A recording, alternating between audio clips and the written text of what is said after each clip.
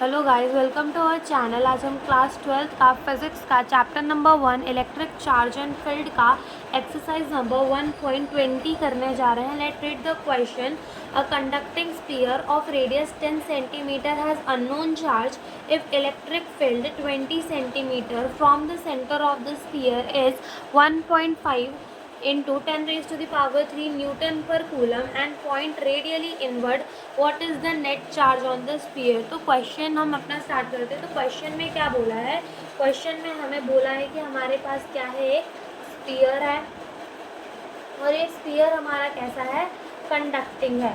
तो अपना जो स्फीयर है वो हॉलो में अगर कंडक्टिंग हो या नॉन कंडक्टिंग हो और सॉलिड में कंडक्टिंग हो, तो उन सब में जो होता है हमारा जो चार्ज होता है वो कहाँ होता है, सरफेस में होता है। यानी इस स्फीयर में जो भी चार्ज होगा वो कहाँ होगा, इसके सरफेस में होगा। ओके, हमें क्या बोला है कि ये जो रेडियस है स्फीयर का वो कितना है, 10 सेंटीमीटर है।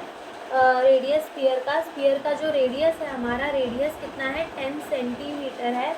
और हमें क्या बोला है कि स्फीयर के अंदर अननोन चार्ज है और यहाँ से आर डिस्टेंस दूर, स्मॉल आर डिस्टेंस दूर, जो कितना दूर है, 20 सेंटीमीटर दूर है। इधर पे इलेक्ट्रिक फील्ड जो है वो कैसी है, रेडियली इनवर्ड है। इलेक्ट्रिक फील्ड रेडियली इनवर्ड है, इसका मतलब कि इस शेल के ऊपर कौन सा चार्ज होगा, इस शेल के ऊपर अपना नेगेटिव चार्ज डिस्ट्रीब्यूटेड होगा। ओके, तो शेल के ऊपर कौन सा चार्ज डिस्ट्रीब्यूटेड होगा, शेल के ऊपर नेगेटिव चार्ज डिस्ट्रीब्यूटेड होगा। दैट्स व्हाई इलेक्ट्रिक फील्ड कैसी है, रेडियली इनवर्ड है। ओके, और हमें क्या बोला है कि जो इलेक्ट्रिक फील्ड है ना, वो इलेक्ट्रिक फील्ड हमारी कितनी है, 1.5 into 10 rays to the power 3 newton पर कूलम अपनी क्या है, इलेक्ट्रिक फील्ड है। और हमसे पूछा क्या है कि जो नेट चार्ज है, दैट इज़ नेट चार्ज जो स्फीयर के ऊपर है वो चार्ज कितना है, हमसे ये पूछा है। नाउ जो अपनी स्फीयर होता है, कंडक्टिंग स्फीयर के लिए आउटसाइड द स्फीयर जो इलेक्ट्रिक फील्ड का फॉर्मूला होता है वो हमारा होता है KQ/R²। ये आपको याद ही रखना पड़ेगा, जो बाकी वरना इसकी डेरिवेशन करवाई भी जाती हैं, जिससे आपने चैप्टर समझा होगा तो उसमें करवाई भी होंगी। तो इलेक्ट्रिक फील्ड जो होती है एक कंडक्टिंग स्फीयर के बाहर वो कितनी होती है, KQ/R² होती है।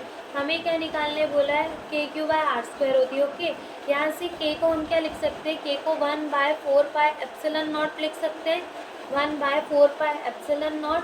और क्या हो जाएगा, Q/R² हो जाएगा। हमें क्या निकालना है, Q निकालना है, तो वो क्या हो जाएगा, E इंटू 4πε0 इंटू R² हो जाएगा। ठीक है, तो यहाँ से जो अपनी इलेक्ट्रिक फील्ड है वो कितनी है, 1.5 into 10 rays to the power 3 into 4 into pi की value 3.14 ε0 8.85 into 10 rays to the power -12 into R²। R यानी कि ये वाला डिस्टेंस हमें लेना है। तो ये 20 सेंटीमीटर दिया, हम किस में लेंगे, मीटर में। तो क्या लेंगे, 0.02 मीटर का क्या लेंगे, स्क्वायर लेंगे।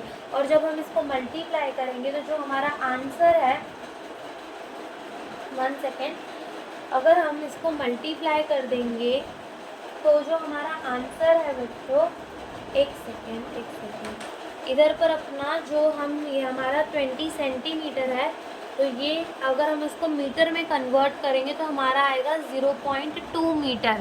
तो 0.2 मीटर का स्क्वायर करेंगे और इन सबको मल्टीप्लाई करने के बाद जो हमारा आंसर आएगा वो आएगा 6.66 into 10 rays to the power -9 coulomb. तो ये हमारा क्या आ जाएगा, चार्ज आ जाएगा। और एक चीज़ और, जो अपनी इलेक्ट्रिक फील्ड है वो कैसी है, रेडियली इनवर्ड है।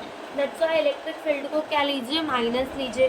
तो यहाँ पर भी माइनस आ जाएगा, यहाँ पर भी माइनस आ जाएगा और यहाँ पर भी माइनस आ जाएगा। यानी कि स्फीयर के ऊपर कितना चार्ज है, -6.66 into 10 rays to the power -9 coulomb charge जो है वो डिस्ट्रीब्यूटेड है स्फीयर के ऊपर। और ये हमसे इस क्वेश्चन में पूछा था। Thank you for watching the video.